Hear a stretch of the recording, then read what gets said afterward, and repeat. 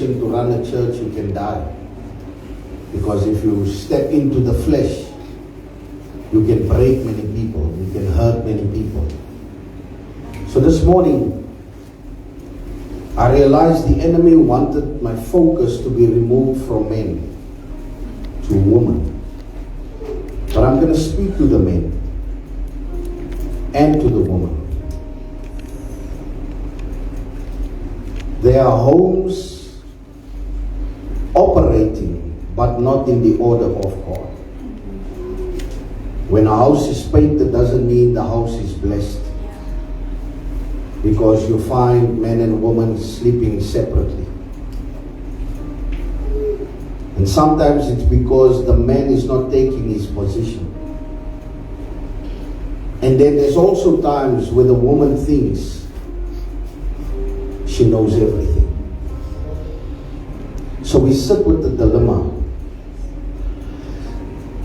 But I want to bring my sermon to the house of the Lord this morning. Each and everyone in this place has a house. Each and everyone, when we leave this place today, there's food, there's a kitchen, there's everything. But the question is, when we leave, what happens with the house of the Lord? So before I minister, I'm going to ask you to go around and hug somebody and tell them, you look like somebody that can come on a radio station. Like somebody.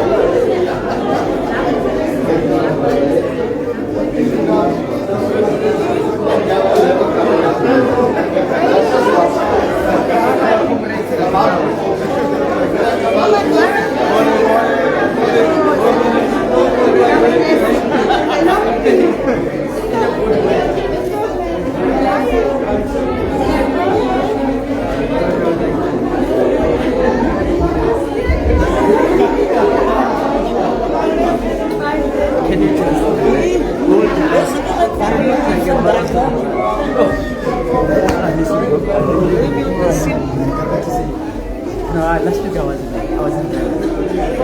Yeah, so and we came back and won. Hallelujah. There is two scriptures I want to focus on this morning. I've got many scriptures. But I'm going to start my journey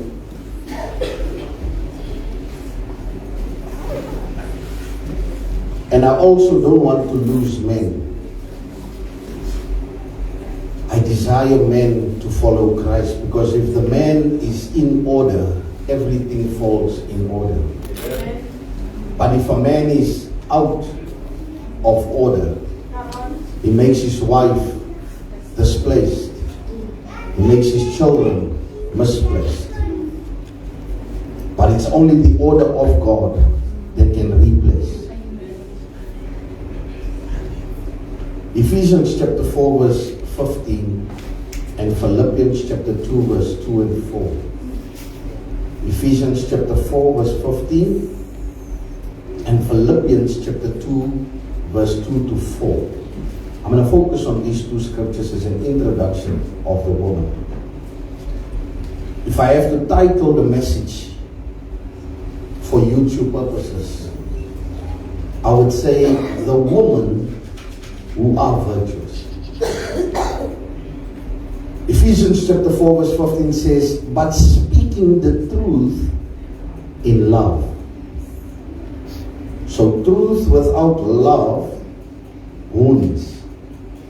Let me say that again. Truth without love wounds a person. Love without truth compromises. So truth without love wounds. Love without love without truth compromises. But in order to bring biblical correction, we need both. So I need truth, but I must bring it in love. It's my desire in this church. I was meditating upon my pastor. There's an echo on my mic. My pastor is going to look at this message on Facebook. I meditated this morning, and as I was lying down, I said, the Lord has blessed me with a very, very humble pastor.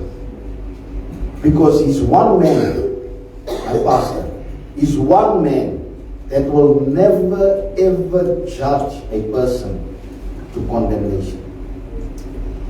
And I'm talking of if a pastor sins, if a pastor fails. I'm talking of men of God that fails in this life. My pastor, I have never ever heard in his life that he said, don't honor that man. But he will always remind me, when you correct your brother and you go and lift him up, do it in love. Because the Bible says there will come a time that you will be tested. That are strong. Christianity or the move of God is not about perfection. We can only be perfect in Christ. Outside of Christ, everybody in this place is a failure. Even me. Is the church here this morning? I feel so alone here.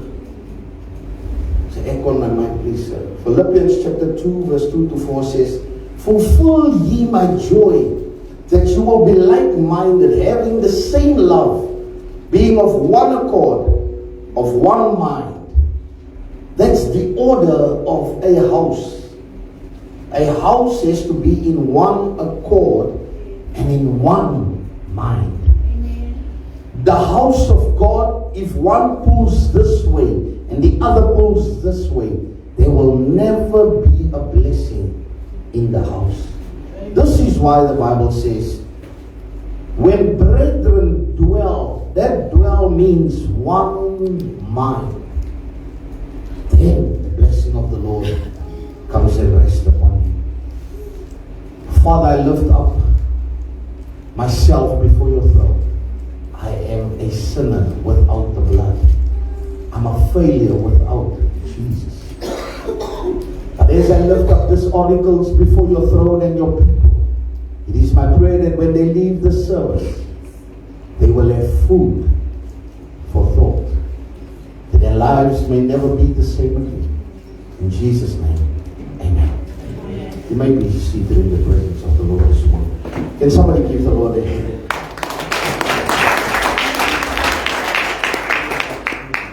I had a meeting with the elders of the church, and we sat down and we spoke about certain things. And one of the things that comes to my mind is the values of a woman. Whether it be a virtuous woman, whether it be a lazy woman, or whether it be a woman. But there must be values.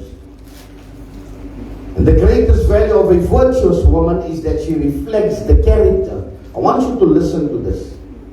Because my meditation as a pastor is not on what a person has, but what the person represents. So the greatest value of a virtuous woman is that she reflects the character, the wisdom, and the heart of God throughout her life. Not the relationships life, not the marriage, virtuous woman. A woman of value. A woman that can carry herself elegantly, professionally. Her worth is not merely in her beauty, in her talents, possessions, or achievements, but it is in a godly character. How you respond to the poor. How you build your house as a woman. How you represent the office of a woman. Let me put it like this to give you an example. I dislike a woman smoking in the streets. I've never accepted it. Me. Never. I dislike a woman that walks around with a gown. 10 o'clock in the day. Ek praat nie met so vrou nie. Listen to me. I'm coming from my point. Ek kyk your advice. So there must be godly characters. Whether you smoke, whether you drink, whether you, I don't care. If you look at the woman that was met in Samaria, when Jesus met her, she had 5 different men and she was not married to them. But the way she carried herself, Jesus found value in her. Proverbs 31 verse 10 says, who can find a virtuous woman? For her price is far above rubies. Rubies were among the most precious treasures of the ancient world. I'm so reminded of movies. Why there's always treasure. If you look at Egypt, you look at the pyramids, you look at everything about Dubai, all these places where there's money, there's rubies. Because they place value on those things. But our Bible describes a woman greater than the ruby. Greater than Dubai. This is the word of Proverbs, and this is Solomon that had, 700 wives. Oh, stupid. But anyway, you can't deal with one, he had 700.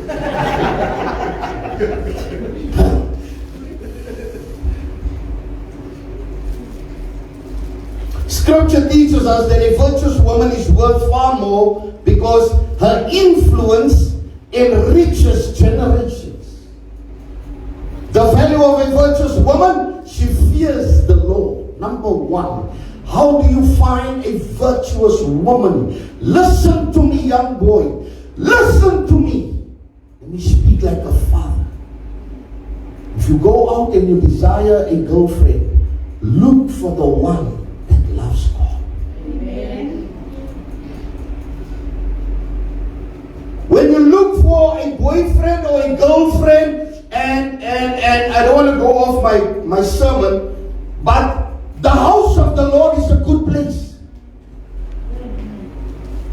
One of the reasons why our families and our children never married in churches and found boyfriends and husbands in the churches is because it was said no jolly.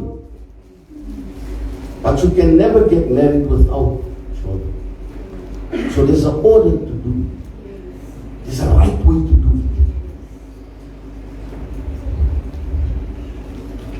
A virtuous woman praises the Lord. Do you know what is the mindset of the world out there, Brambi? If you go to church on a Sunday and the Owens allocate you, it's no boring. Because you're sitting at beer and drunk and boys and dagga. How boring. But there's no value in the drink. And that's the mistake that we are making. We're placing so much value on those things as if this is what we are doing is crazy.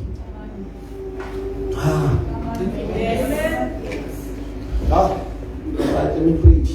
She fears the Lord according to Proverbs 31:30.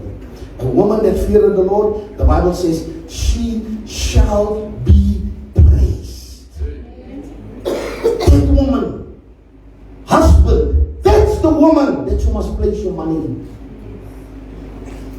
That's the woman that must be exalted. must be praised. Hier wil jou geld met Tom Sound. There's another car that passes my house. I don't know, is he sent from hell? He comes and stands by my house while I'm reading the Bible. Then my windows want to break. And when I go out and I look, I see in the car, hulle is hoog on drugs. So he places so much value, his money, on sound and the outward things. Yet the Bible says a woman that praises the Lord, that fears the Lord, she must be praised. Can I motivate the man here? Buy a woman shoes every week. As long as she's praising the Lord. I thought there's a woman in the church. Alright, let me speak this side. Is there a woman here? Let your husband buy you a shoe every week. Come on. Come on. Ek was gesê soek 'n vrou. Hallelujah. Let me not go off there. Let me come back. She must be praised. Every wise woman builded her house according to Proverbs chapter 14 verse 1. Listen to me. Every woman has the responsibility to build a house. She speaks with wisdom and kindness. According to Proverbs 31:26. She openeth the mouth with wisdom, and in the tongue is the law. Listen, the law of kindness. A woman. She is trusted. According to Proverbs 31:11. The heart of a husband doeth safely trust in her. A virtuous woman is valuable because she carries a spiritual atmosphere wherever she goes. Her faith strengthens the weak. Her wisdom guides the uncertain. Her love heals wounds. Her devotion to God inspires others to seek God. Her beauty may attract attention, but her character leaves a lasting legacy.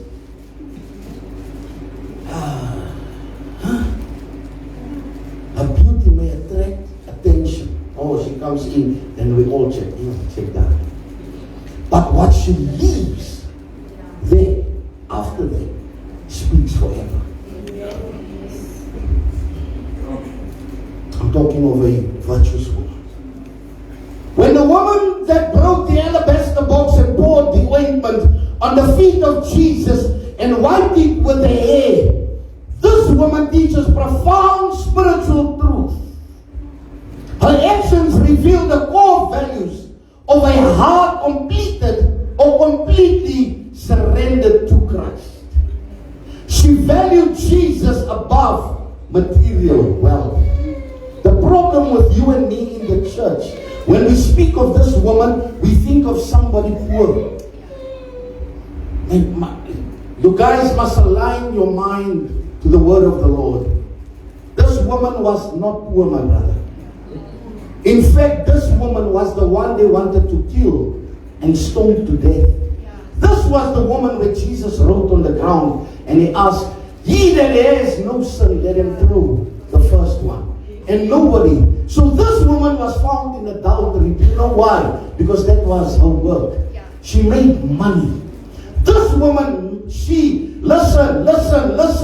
This woman, she financed 80% of Jesus' ministry. This was the woman when Jesus, on the Sunday morning, and there's a revelation to it. There's a deep revelation to this woman, my child. This woman blessed Jesus. She didn't hold material things above Jesus. I wanna try and bring it into simplicity of this woman. Sure. This woman takes one item in a cupboard, my mom. One item. That's valued for a year's salary, the Bible says. It's enough for 1 year. There are women sitting in this church and you can't even pay one time. And then we looked at the depth of worship of this woman. I didn't get it in there. contained extremely expensive perfume, worth about a year's wages in some accounts. She poured out what others would have protected. If I pay my tithe, I don't know what's going to happen on the 10th. Let me keep this back. This woman comes and she says, Lord, I worship you in the beauty of holiness. The Bible describes this woman according to Luke. She cried earnestly that her tears were so much that it cleansed the feet of Jesus Christ. She took her hair and she dried it off. In other words, she took her glory and she cleaned the lowest part of Christ. The revelation of this woman is what you pour out reveals what you value most. She considered Jesus more valuable than the greatest possessions she had. She understood that Christ was not worthy of leftovers, but worthy of the best. I listened to the man that did the offering. I listened to what's happening in the service. What's happening? Is it in the word? Is it in line? Is it what God said to me, the oracles? And I come when he said, we bring the best. This woman brought not the leftovers. Some of you as mothers, as women, you're scratching your cupboards, and I said over and over and over, this church has an orphanage. We deal with orphans, and when you come, you bring the broken stuff. You bring the clothes that is already worn. But the Bible said when this woman came, she brought the best and not the leftovers. Oh, who can find the virtuous? She understood that Christ was not worthy of leftovers, but the best. My question today is, are you truly giving God your best? Especially in real God. Are you giving God the leftovers or the best? We need to put God first. Amen. And give Him your best. Can somebody give the Lord a hand?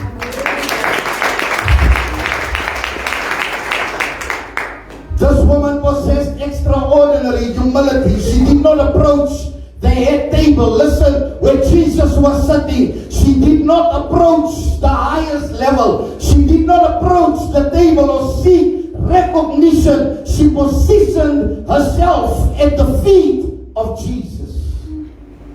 Feet are the place of surrender, submission, and discipleship. When Amanda was worshiping, she bowed. I looked and I said, Lord, I am in line with my oracles. There must come a time that woman needs to honor the Lord in the house of God. You must come and bow down and not worry about your hairstyle. You must come and not worry about the makeup that's on your head. Because let me tell you something, woman, I love you and I have to speak the truth in love. I, for one, the pastor of this house, don't care about your makeup. I care more about the future of your children. I care more about the blessing of your marriage. I care more about what's going to happen tomorrow. Will your child make heaven or will your child not make heaven? That is my concern. So when you come into the house of the Lord and you have to cry and your makeup and your mascara is going all the way, it is fine. There's a God that must be served.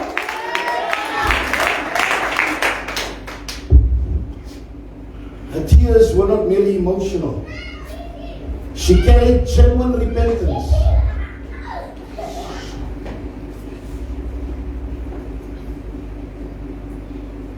Her tears were not merely emotional. They were evidence of a broken heart before God. I want to go and see, but what brokenness was there? Because here's Jesus coming. Jesus was in their house. He came to visit. Long after she wanted to be stoned to death. Long after she was fined as an adulterer. The Lord healed her. She received grace. She walks with Jesus. She witnesses the glory of the Lord every week upon week. Whenever Jesus came back from the mountain, she witnessed the glory. But here she comes on a Tuesday, 10 o'clock, Jesus decides, let me go and visit this house. And here he sits, and as he sits, she comes, and the Bible says she broke in tears. I want to study this brokenness, because there's a brokenness when your man deserted you. There's a brokenness when your man fell into adultery. There's a brokenness when your wife doesn't love you and honor you and respect you. There's brokenness. There's a brokenness when a child is in a relationship in school and you are no longer there. It breaks you. But this woman, what was the brokenness? It was pure repentance. She had a broken heart because of the guilt of a sin. Then how can I do so much damage? How can I sin so much and yet there's a love that receives me for what I've done? She comes and says, Jesus, Jesus, Jesus. We need to study this woman. But this woman, my brother, she honored God. God can heal a hard heart, but He works deeply through a broken and a contrite spirit. Let me tell you something. God works better through somebody. He can heal any person coming in here. He can heal you from whatever disease, whatever is going in your house. He can heal you, but He's going to use you more when you have a contrite spirit. He's going to do something through you because you're giving Him your heart. Let me tell you something. Sometimes we can break in the presence of the Lord and we can cry before God, because God will allow that brokenness for somebody else to be blessed. Amen. Don't always think when we worship God we are playing. Don't always think when there's a prophetic word being released we are playing games. I'm not playing games. My life is in this thing. My life is in this thing, sir. I might not have the biggest church. I might not have the best church. I might not have 1,000 souls or 1,000 members, but I've got members. Amen. And there's members that needs to be blessed.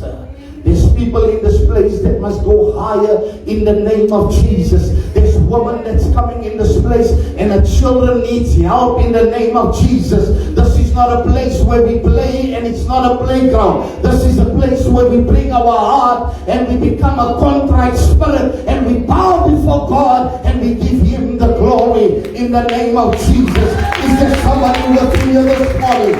Is there somebody that can say hallelujah in this place? Is there somebody that can glorify the name of the Lord this morning in the name of Jesus? This woman had a broken and a contrite spirit according to Psalm 51 and verse 17.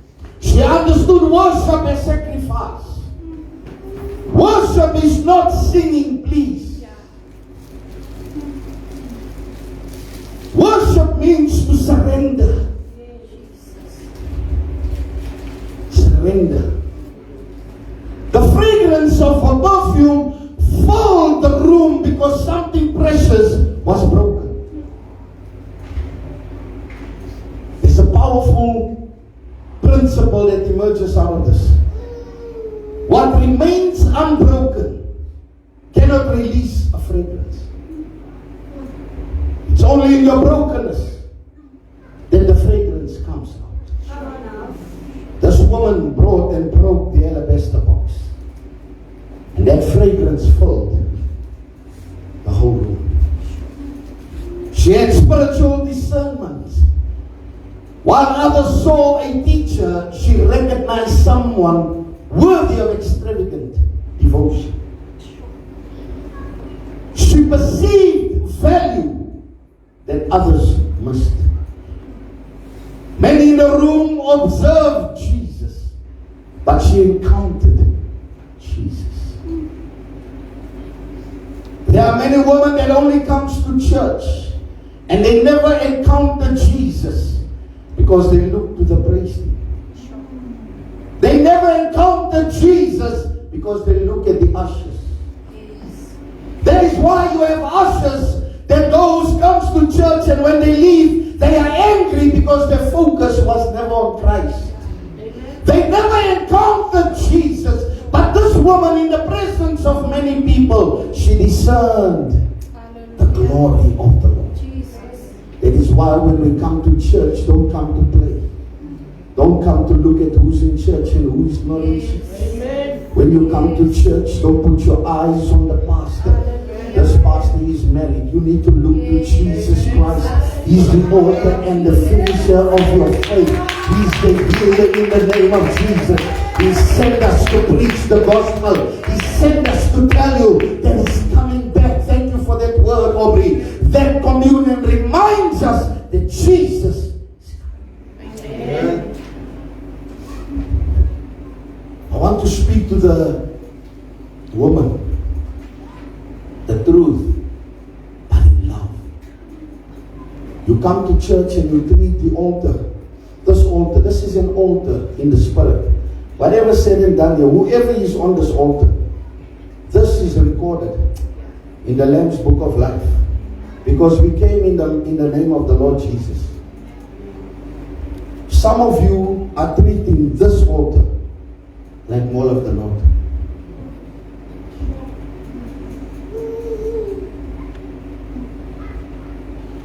While somebody is suffering for this altar, pain comes to us and we still have to handle it.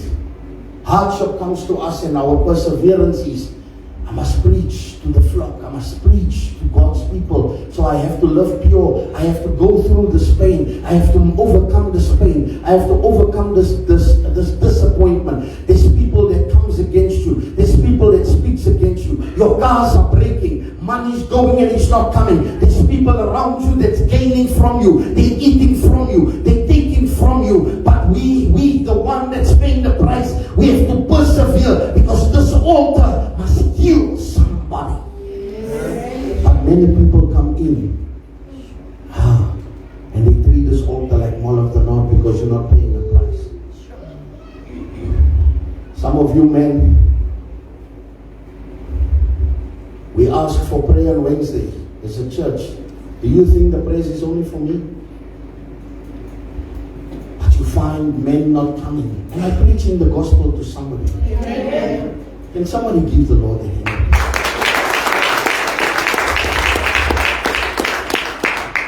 This altar, lives must be blessed. Lives must be changed and transformed. Then Danny, I was looking at our worship and everything you are doing. And I want to say to you, my son, well done. Put excellence in this. Don't go sleep when this altar is not in place. I love what you did on Thursday. He came at 5 o'clock already to set up for the praise team. And he made sure everything is right. It's an altar, my boy. And how you treat this altar, you're going to be blessed, my son. I'm telling you in the name of the Lord Jesus Christ. I'm telling you, if you treat this altar with respect, the Lord is going to increase you. Place value on this altar.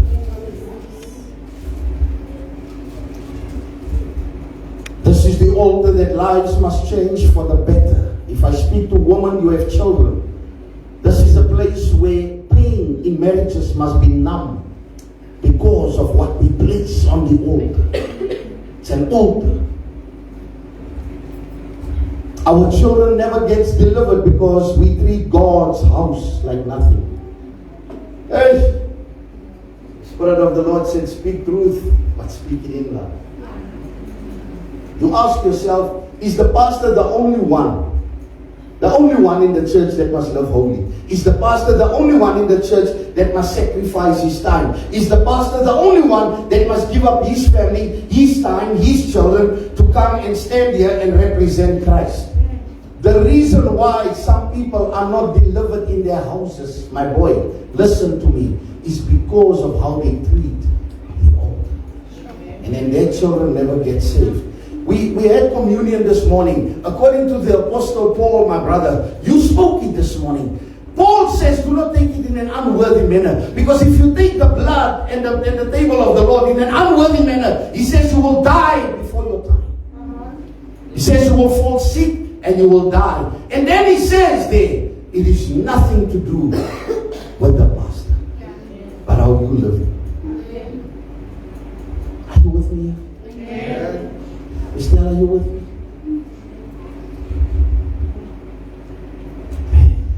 I'm going to preach. I'm closing.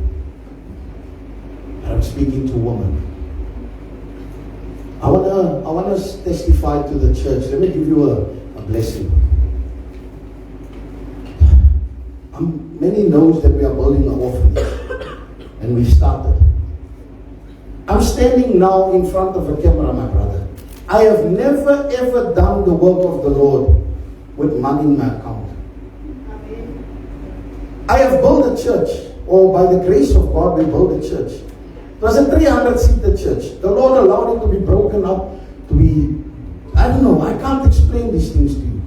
I can't explain how can God allow for 1 year, the churches are giving. Money came in. Wherever I preach, they say, Pastor, we hear you building a church. Yeah, here's 10,000. Boom. Other church, I don't even know them. Bah, 50,000 in the account. Other church. And money came. And when the building stood, God allowed it to be broken in 1 day. Last week, I say to the church every week, there's 3 rand in my account. I think okay today there's 26. Yeah, I think it's 26. So I give. I take out last week. My last, I take it. I'm sitting. And here I received a phone call. Now I'm not boasting in me. I never do things with money. We started the project. We started our projects that we have. We started the radio station by faith. Do you guys know that the radio station is costing us 15,000 rand a month? I don't have money. Where does it come from? 5 rand. By this one. In the name of Jesus. And then on top of it, I stole the rest well. I'm jealous. Let me share something. Last week, I gave the money. Somebody called me. They said, Pastor, I don't know why. I don't know why. I don't know. That person said, I don't know. But God says, I must bless you. I said to that person, the money of the church is so low at this present time. It can only be God. Because a lot of people are staying out of church and nobody's giving. And this building must be paid. And people can just stay out of church like it's nothing. Play manet in the carpet. Smanet Pastor Isaac. Smanet. But they don't forget that this pastor is married and he also needs money and he also needs food. And this woman calls me last week and she says, Pastor, the Lord said I must bless you. Out of the blue, I didn't call her. I didn't ask her. Boom, 5,000. Boom. That's a jealous devil. That's a knap that says that Pastor like boos. Ek gaan boos na die Here aan. Ek sal die naam van die Here groot maak in die naam van Jesus. Why am I saying this? Because of how we treat the altar. We are blessed, my brother. Son, moenie die altar lig vat nie. Because wat jy op die altar sit is wat jy van die altar af gaan kry. Woman in this church, I want to speak to you. You have children at home. You have a future for your children. You cannot play with an altar of God, because this is where it depends what's going to happen to your children. This woman with the alabaster box, she brought it unto the feet of Jesus. There's a time that every woman must come and lie down here and they must worship God. There's a time that every mother, every woman in the house, the Bible says, a woman builds the house. Amen. Whose house are you building? Where's the roof? My children, I want to speak to you today. The school is closing now. Your parents is very much in a hurry to say it's school, it's studies, it's all that. And then the altar of God is second best. I want to tell you, when that school closes, it's your responsibility to come and clean this house. It's your responsibility to come and bless the house of the Lord. It's your responsibility as woman, young woman, use your hands to build the house of God. Amen. Get somebody give God.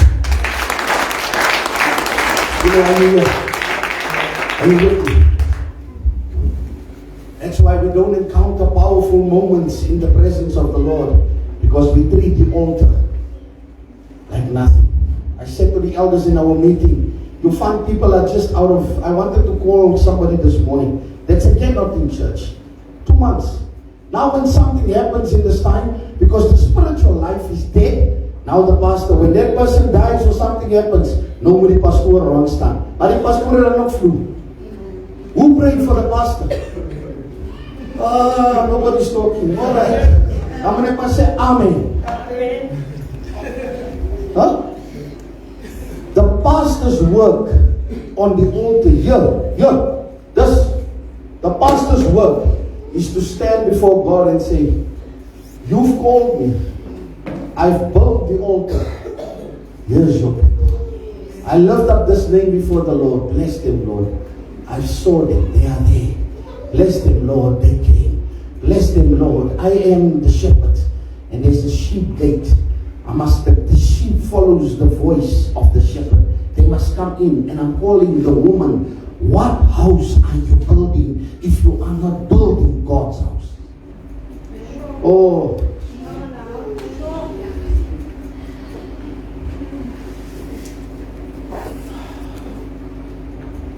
I've got 3 minutes left. Philippians chapter 2 verse 2 says, fully my joy that you be like-minded, having the same love being of one accord and of one mind. One of the most well-known statements by Mother Teresa concerning a woman was, this is a statement, and I quote her, the woman is the heart of the home. Let us pray that we, women, realize the reason why we exist. To love and be loved, and through this love become instruments of peace in the world. Throughout Scripture, women and mothers have been instruments nurturing faith in future generations. And if we have to consider women in the Bible, we consider Louise and Eunice. They were the ones that built Timothy. When Timothy had a church as a pastor, his mother and his grandmother came and they built the altar. They built it with prayer. They built it with love. They built the house of the Lord. And Timothy as a young boy became one of the greatest pastors in the Bible. Why? Because woman came to build. If you say, I'm your pastor, where are you? Some of you wants to get angry when you must build God's house. But when trouble comes, it is God's house that must build your marriage. Building and uniting women and mothers often have a remarkable ability to bring people together, foster peace, and create environments of love and belonging. I want to look at powerful women in the Bible, and I'm closing. There was a woman with the name Esther, and this was a woman that represented, or the woman of courage. The revelation of this woman is, your position is not for your comfort, but for purpose. Esther risked her life to save an entire nation. She understood that God places people in a strategic position for divine assignments. Deborah, a woman of leadership. The revelation of Deborah is a woman filled with God's wisdom and can lead a nation. Deborah was a prophetess, a judge, and a military strategist. Under her leadership, Israel experienced victory and peace. There was a woman with the name Ruth, the woman of loyalty. The revelation, faithfulness in ordinary seasons opens extraordinary doors. A foreign widow. That is why I'm so against xenophobia. This thing of 30 June and people must leave. Come on, men. If you are a child of the living God, you cannot do such things. Ruth was not of that place, but she came in from another place. She became a widow in a foreign land, and God used her. The problem with us South Africans in the xenophobia problem is that we are jealous of people that makes money in our own countries because we are lazy.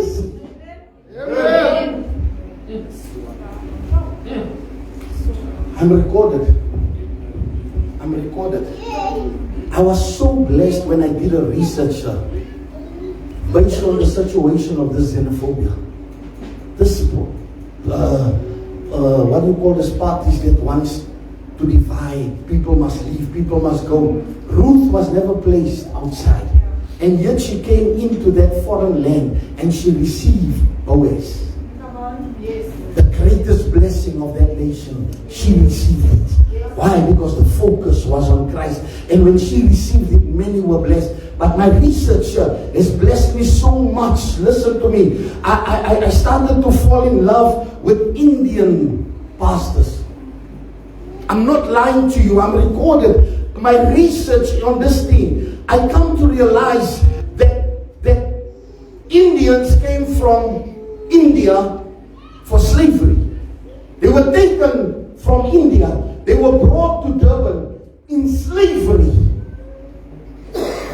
But these people today, my brother, today, the Indians are owning 90% of Durban, but they came in as slaves. Now you answer me why.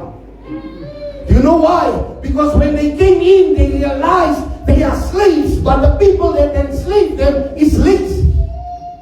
And then they started working and they started progressing. And as they were progressing and producing, they started owning. Go and have a look at our town. How many people, Indians, are owning businesses? Go and look at Nirvana. Go and look at places. Go and look at the Muslim school. It comes from a background of Indians. How did they make it? How did Durban become such a powerful harbor in South Africa? The most powerful business harbor in South Africa is in the hands of the enemies where they were slaves. It's because South Africans don't want to work.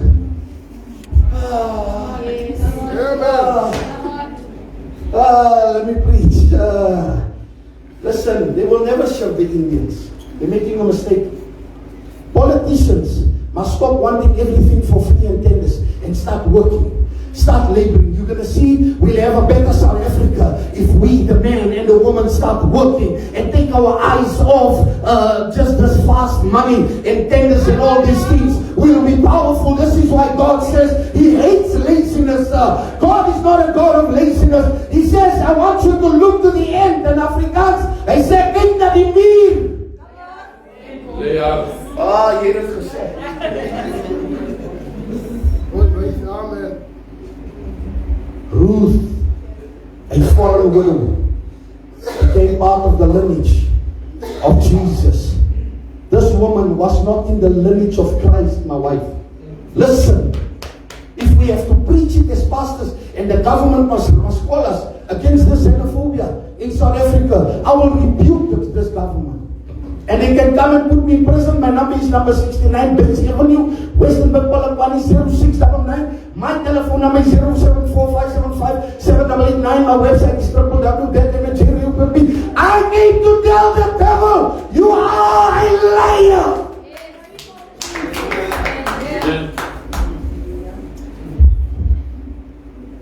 Holy Spirit.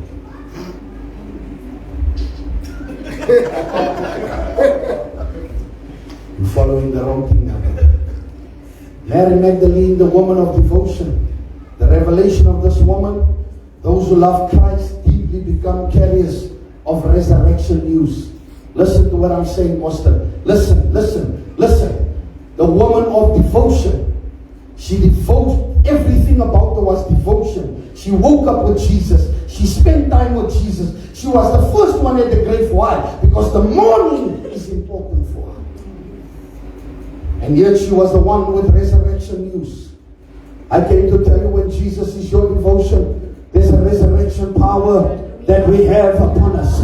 Whatever died in your life shall come to pass again in the name of Jesus. It shall come to life. Is there somebody with me this morning?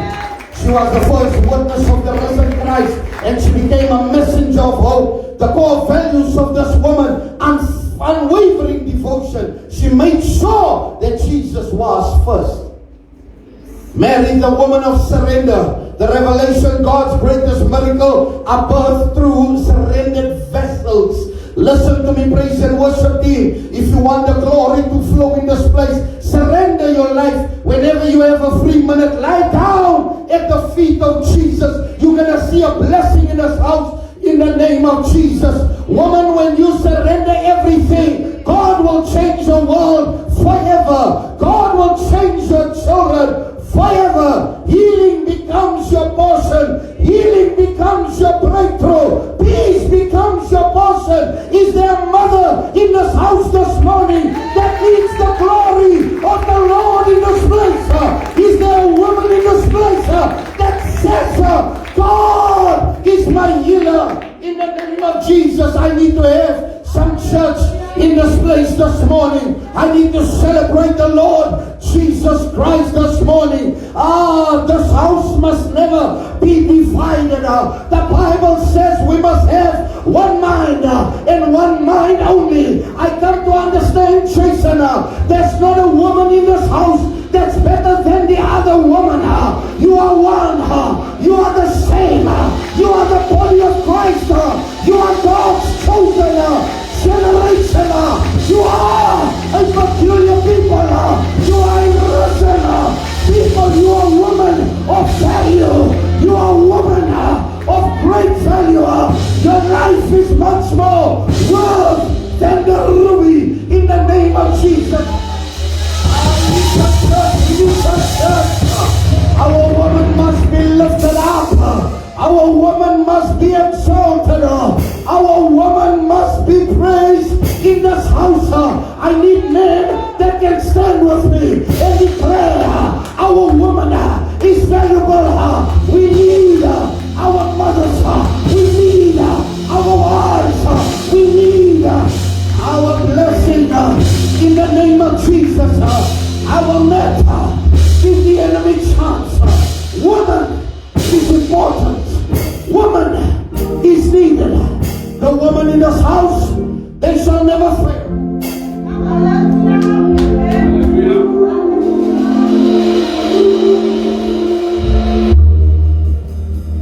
My tongue carries power. Lift my mic in the name of Jesus. Women are important. In this house, this is my declaration, and if you are in this house and part of this woman, I came to let you know, in the business world, you are important. Don't let no man say, a woman cannot preach, a woman cannot do business, a woman cannot have money. Women are important. Our mothers birthed this world, and they will change this world, because they have the power to change the world. They have the power when they are in unity to exalt Jesus. Woman has the ability to bless. Are you with me, sir? The woman has the ability to bless a nation, a people, a child. Woman are called. Woman are anointed. Woman are the best. Our woman is greater than rubies, greater than silver, greater than gold. Woman must be blessed. Woman must be praised. Woman must be exalted. We women, you have the ability to win, to give. God will increase our woman with stature, with power, with greatness, with glory. Our woman will never be divided. Rio Bota City of hope will never be divided. We are not greater than the other one. We are one mind, one purpose, one Lord, one baptism, one Jesus. We will bless the Lord. Is there a woman with me in the place today? I came to declare the glory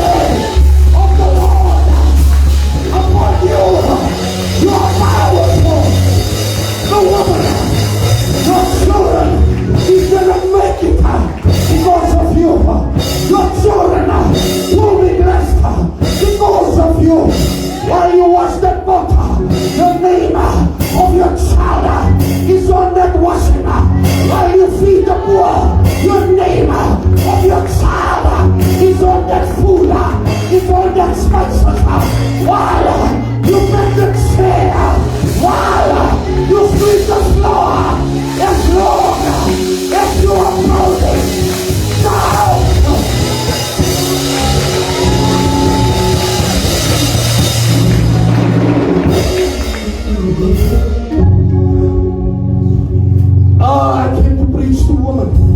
I want to let a woman know in this place. If God has done it with women, He can do it with you. I want to tell every woman in this place, you need to build the house of the Lord. You need to build it. Build it with wisdom. Build it with unity. Build it with love. Don't come and wash the floors and the chairs with a heavy heart. Don't come and pray and say, die pastoor wil net hê ons moet bid. Come, because you are the builders of this house.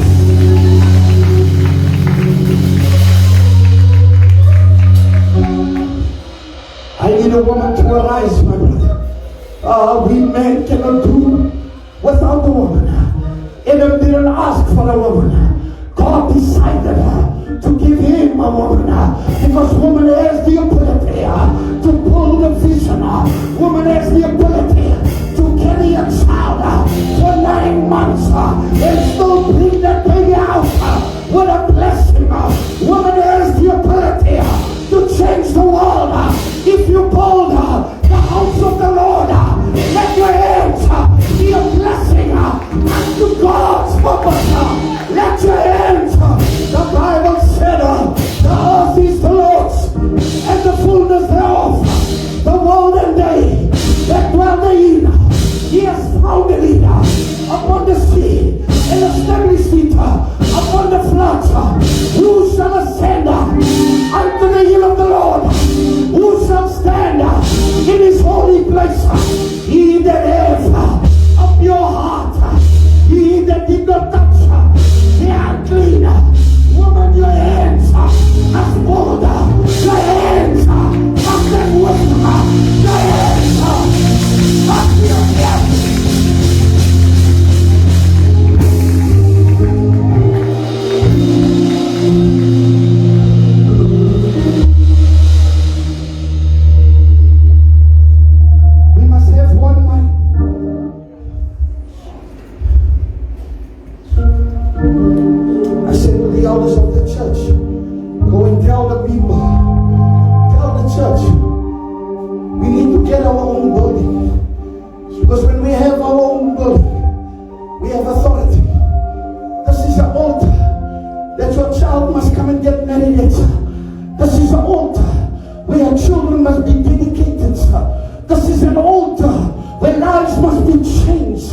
Let me tell you something today, my brother. I know many women that came into this house.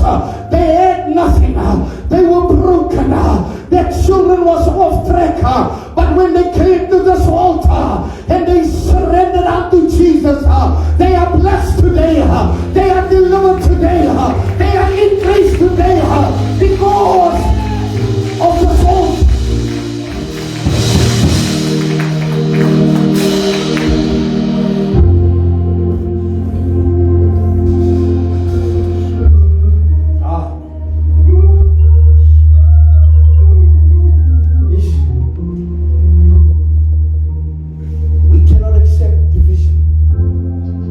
I'm going to ask every mother, every woman to stand.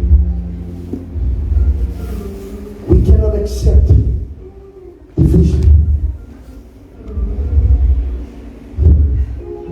I'm asking the church, let this house that you are building, let it never be divided. A mother never builds to divide. Never. You never build your house to divide your children. It doesn't matter, like they say, there's a black sheep or a white sheep.